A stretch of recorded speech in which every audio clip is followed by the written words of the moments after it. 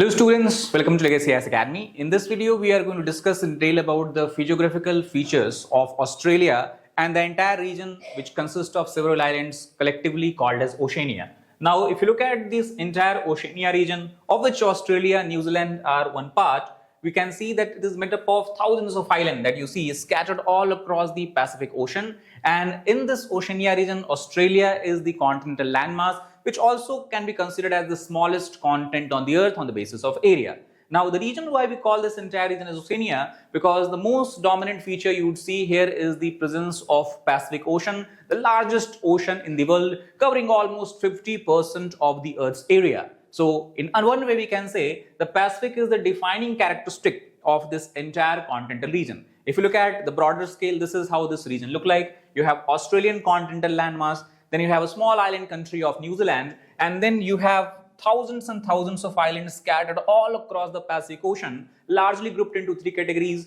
You have the islands of Melanesia, islands of Polynesia, and then you have the islands of Micronesia.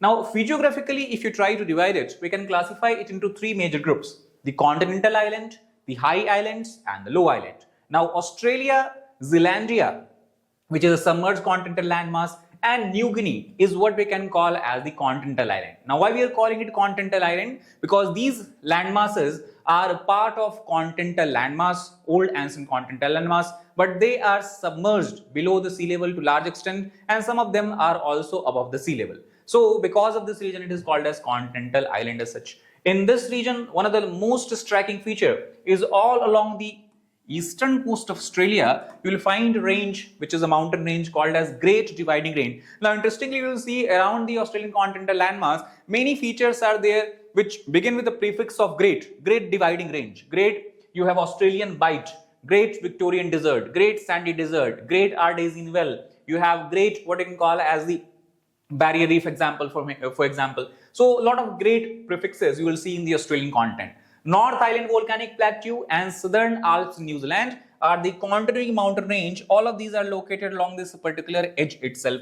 New Guinea Highlands in Papua New Guinea also characteristic is basically you will find volcanic features here, because along this entire region also you will find the plate tectonics, where the dense Pacific plate is subducting below the lighter oceanic plate of Australia, and thus you have OO convergence like a structure here. As far as Australia is officially concerned, it is called as Commonwealth of Australia. It is the most dominant landform of this entire Oceania region. Area-wise, it has a very huge area. You can see from here that is about 7.6 million square kilometer. You have to round it off, which is almost 2.5 times larger than the entire areas of India. At the same time, if you look at the population, it is very, very low. And Australia is considered as one of the countries with lowest population density on the earth, where population density is about 4 to 5% per square kilometer as such. Overall, Australian island itself is made up of Australian continental landmass as well as the islands of Tasmania, which is separated from main Australia by a narrow water body called as Bass Strait. And then you have some other smaller islands here itself. If you look at the geological history of Australia, we know that Gondwana land used to be an ancient continental landmass. But somewhere in the Permian age, that is about 250 million years ago, we can see all these land masses are joined together to form Pangaea.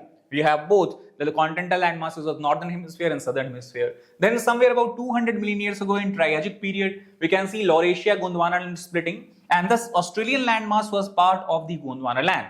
However, Gondwana itself began to split apart, which led to separation of South America, Africa, India, Antarctica, and Australia. And after this splitting, in the last, we can say 145 million years, these continental land masses have kept on moving. Australia has kept on moving in the eastern direction, and then it has occupied the present place here, while Africa, India moved to the north, collided with the Eurasian continental landmass. So we can say that one common thing between Australia and India is that both used to be part of ancient Gondwana land. Now, if you look at the Australian continental landmass itself, geographically it is classified into three major regions. The Western Plateau, which is having higher elevation, which consists of largest area. Then you have the central lowland, we can see, which is kind of having a plain-like feature. And then you have again the Eastern Highland, where you will have the mountain range called as Great Dividing Range. So let us try to look at each of these regions one by one. First of all, if we talk about the Western Plateau. Western Plateau, as we can see, is situated in the western and central part of Australia here. and this is considered as the largest drainage division of Australia as such. This plateau is believed to be the remaining rock shield of Gondwana. Many structural changes we have seen in the Australia after splitting from Gondwana land, but this particular part, western shield of Gondwana land is still seen in the western region of the Australia. It is considered to be one of the most stable and oldest land block of the earth. Overall, it covers roughly 2/3 of the entire Australian continental landmass, covering 2.7 million square kilometers of area, which is completely arid land. By arid land, if you look here, this in the western part of Australia, you will find majority of deserts that you have in Australia. Some of the deserts we try to look here is the Great Victorian Desert. You will find Great Sandy Desert. You'll also find Little Sandy Desert. Then in between them you have Gibson Desert. Then you have Tanami Desert in the north. You have Simpson Desert in the central part. So this entire region is why we are calling it as the arid land or dry land as such. It is in this area also you will find many monadnocks as well as inselberg.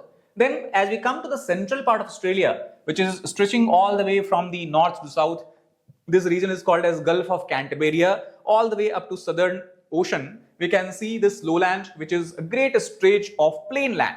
Here the average elevation is hardly around 150 meters, and in this great lowland region you will find what you can call as a lake, that is called as Lake Eyre. Lake Eyre is known for inland drainage. By inland drainage we mean that the water bodies such as rivers and rivulets are draining and discharging their water in the Lake Eyre. From there water does not go anywhere else. So it is 12 meters below sea level. That is the significance of Lake Eyre. Plus this region is also known as the most fertile tract of Australia because you have the flow of the largest river of Australia here, Murray River and Darling River, and that is why Murray-Darling Basin is the characteristic feature of this entire, you can call as eastern and the southern part of Australia.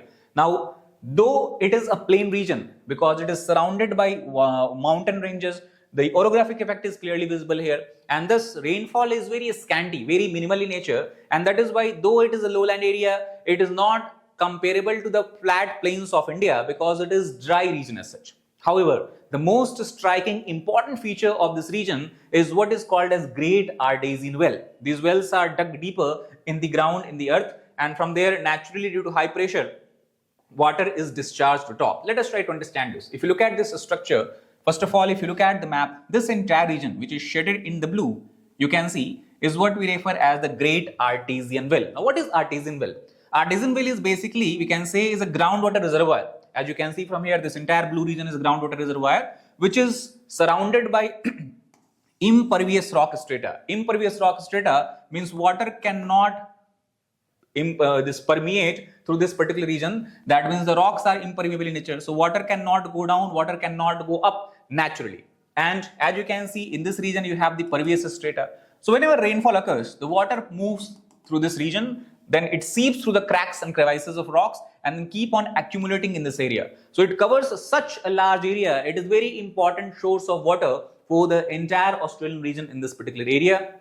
And if you dug a well deep inside this structure, obviously because pressure is very high here, hydrostatic pressure is very high, what happens? Naturally water discharges in the upward direction, it is then collected, and because it is fresh water, it can be consumed in its original form as such. So very important, lot of spring wells also you'll see around this Great Artesian Well structure. So again, if you look at the map here, this is the Great Artesian Basin. Then on this side we have the Great Dividing Range. You can see a mountain range extending all the way up to 3,500 kilometers almost. Then here we have McDonnell Range. Then desert structures we have discussed. This makes the entire structure. Now in this area we'll also find one of the most interesting landform on the earth. It is called as Ayers Rock, and other name of the same rock is Uluru Rock. So Ayers or Uluru Rock is an example of Inselberg. Inselberg form when the entire structure around is eroded, but this structure of rock, which is relatively harder, resistant in nature, is not able to get eroded by the wind movement. So they remain slightly in elevated form while surrounding area convert into the plain form. The structure is very known for the beautiful red picture that you will see because of the reflection from sunlight. Eastern Highland we have discussed is lying parallel to the eastern coast of Australia. In the winter, because of the low temperature, as Australian part lies in the temperate region, peaks are covered with snow, and along the eastern coast itself, stretching all the way from here to here, you will find the largest coral reef structure in the world, which is called as Great Barrier Reef, extending for more than 3,000 kilometers all the way along the northeastern coast of Australia, along the province of Queensland.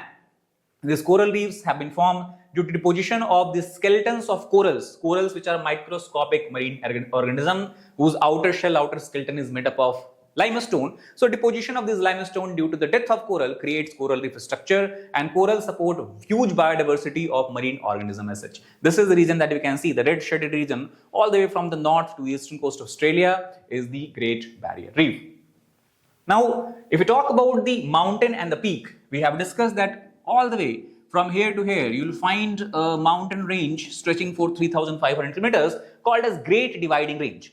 And in the southern part of Great Dividing Range, somewhere here, you can see nearby the capital city of Canberra itself, you will have Mount Kosciuszko. Mount Kosciuszko is the highest peak of entire Australian continent. Very, very important fact to keep in mind. Located in the Australian Alps, which is part of Great Dividing Range, and the elevation is not very high. It is just 2,228 meters. So even lower than the Anaimudi peak, that is the highest peak of the Western Ghat as such. Then, as we have discussed that Australian region is one of the part of Oceania. Oceania is also made up of high islands. Now, what are these high islands? If you look at the structure here around this particular part of ocean, here you have the oceanic convergence between Australian plate in the south and Pacific plate in the north.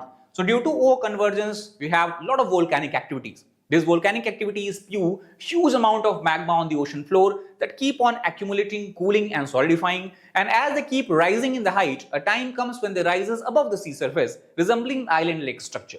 So these volcanic islands is what we call as high island. Most of these volcanic islands is located in the island groups of Melanesia, as you can see from here, north and eastern part of Australia. Mela refers to black, Natia refers to island. So black island basically we can say. So Solomon Islands, New Caledonia, Papua New Guinea, all of these are volcanic islands rich in black fertile soil.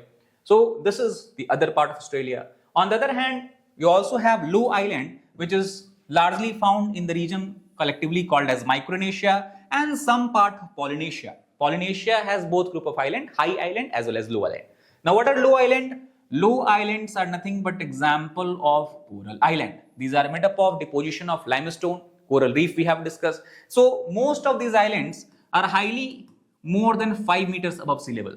Most of these islands are between 3 to 5 meters above sea level, and that is why we know that today we are living in the era of global warming. The temperature is continuously increasing in atmosphere. That leads to rapid melting of glaciers here, and due to rapid melting of glacier, the rise in sea level is being observed. So it is expected that in the coming few decades, the sea level rise is not controlled, majority of these islands of Polynesia and Micronesia may get completely submerged underwater, and that is why the sinking risk we can say is very, very high as far as this particular island is concerned. Again, to revise, the Oceania region is made up of Australian continental landmass, small island country of New Zealand, plus you have 3 major island groups, Polynesia, Micronesia, Melanesia, further subdivided either as high island or low island. That's all for this video. Thank you very much.